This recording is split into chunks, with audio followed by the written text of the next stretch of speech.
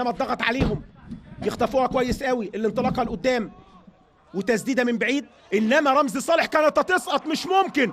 جول جول جول. الهدف الثاني بشكل غريب، خطأ لرمزي صالح يكلف فرقته هدف ثاني بعد اقل من دقيقتين من هدف التقدم اللي سجله مصطفى جمال. هنشوف اللعبه ثاني وهنشوف الخطأ اللي عمله رمزي صالح. محمد حليم وباقي الجهاز الفني ادي من بره المنطقه، قرب كويس قوي علاء شعبان من مسافه بعيده، مش ممكن.